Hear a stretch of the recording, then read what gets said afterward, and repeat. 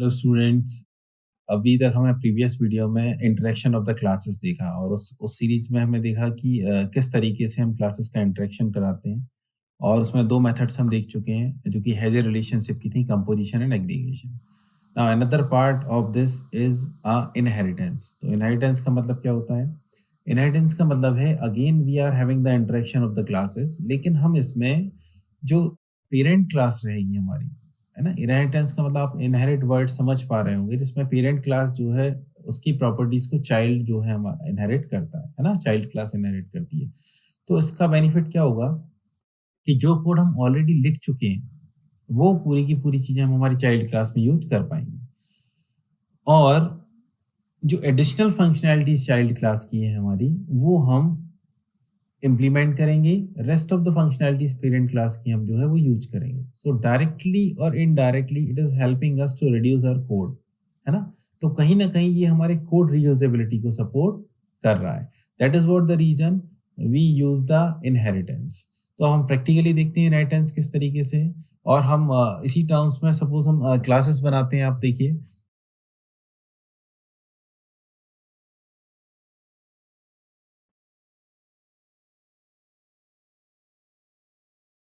देखिए हम एक क्लास बनाते हैं। The class is a parent class.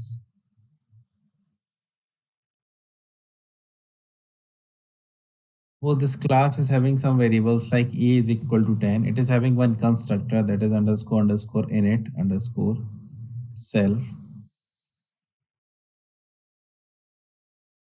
Now having one more variable, self dot b is equal to 20. And for simplicity, let I print here this is a parent constructor,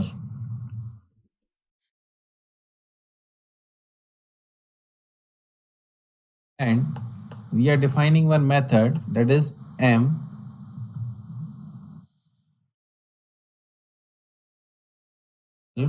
And here we are taking another variable, that is self dot c is equal to 30, suppose. Uh, we are writing print, this is a parent method.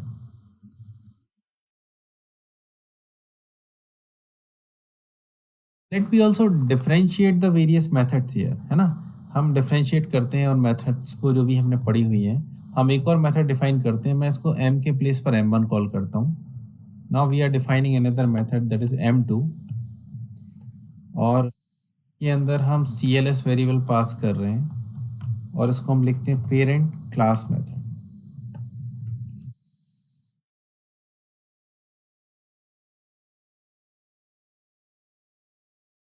Class method है तो हमें इसके लिए at the rate decorator call करना पड़ेगा, class method decorator, जो कि हमने प्रीवियस वीडियोस में देखा है। फिर एक और मेथड डिफाइन करता हूँ जो कि स्टैटिक है हमारी, that is m3। Just I am printing here this is parent static method. For this, I am using a decorator, that is static method. अब देखिए इनहेरिटेंस को इम्प्लीमेंट किस तरीके से किया जाता है। हम एक क्लास बनाते हैं। That class is nothing, it's a child class. Fine. Child class में यदि मुझे इनहेरिटेंस लगाना है और दूसरी क्लास को इनहेरिट करना है, तो पाइथन में बहुत सिंपल वे है। इसके लिए हम क्लास का नेम लिखेंगे, राइट दिस चाइल्ड क्लास। हम एक अपना कंस्ट्रक्टर इनिशियलाइज करते हैं यहाँ पर, underscore underscore, then I call self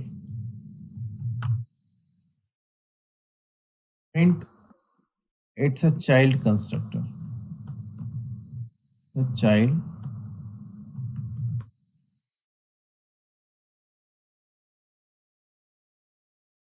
देखते हैं कि क्या इनहेरिटेंस का यूज करके हम चाइल्ड क्लास के ऑब्जेक्ट से हमारे पेरेंट क्लास के मेंबर्स को एक्सेस कर पा रहे हैं क्या। So let we have c is equal to child class object. I call c dot m1। when I call c dot m1, can you see it's calling for the child constructor, and the parent method cm1. Can I call other methods also? So c dot m2 and c dot m3. Can you see this? By the object reference of child class, we are able to access the m1, m2 and m3 methods of this parent class. इसका मतलब क्या है? Child class ने सारी की सारी parent class की properties को इनहेरिट कर लिया है. Let me check for the variable. Let I print c dot a. So can you see the output 10? When I do print c dot b, when I run this code, so can you see child object has no attribute b, so it's not able to access the b which is defined inside this constructor, है ना? So if I call for the c dot c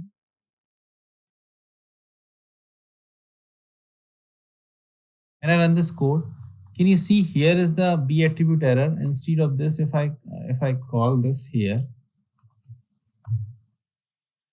so can you see you are having the c as output, but you are getting the error over the c dot b. What is the reason?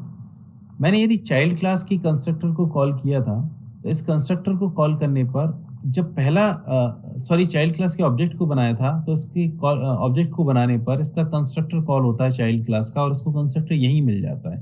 तो ये इसके constructor को call करता है, parent class के constructor को call नहीं करता, है ना? Although we will discuss this thing in a specific video कि सुपर मेथड्स के हमारे क्या क्या यूज हैं. लेकिन यदि एट द सेम टाइम मैं चाहता हूँ कि मेरे चाइल्ड कंस्ट्रक्टर में मैं अपने पेरेंट कंस्ट्रक्टर को भी कॉल करूं, तो कैन यू सी दिस? अब देखिए, आप आपको कहीं पर भी एरर नहीं आ रही है. क्यों? क्योंकि पेरेंट कंस्ट्रक्टर की कॉल होने पर वेरिएबल बी भी आपको एक्सेस हो पाएगा. मतलब everything is public right now here, है ना? इसके बाद हम एक्सेस स्पेसिफायर्स के बारे में अपकमिंग वीडियोस में बात करेंगे. But right now you need to understand कि किस तरीके से हम चाइल्ड क्लास बनाते हैं और उस चाइल्ड क्लास के ऑब्जेक्ट के थ्रू पेरेंट क्लास के मेंबर्स को एक्सेस कर पा रहे हैं. And without writing the extra code, we are able to access the parent class methods as well as the variables, as well as the data of the parent class. So this kind of interaction of the class is nothing, it's an inheritance. और इससे क्या हुआ? हमने कहीं ना कहीं जो already return code है हमारा उसको रीयूटिलाइज कर लिया है और हम कम से कम कोड में ज़्यादा से ज़्यादा काम कर पा रहे हैं, है ना? So that is what the advantage of the inheritance. In upcoming videos, we will be discussing about the types of inheritance. So for this video, it's all from my side. Thank you.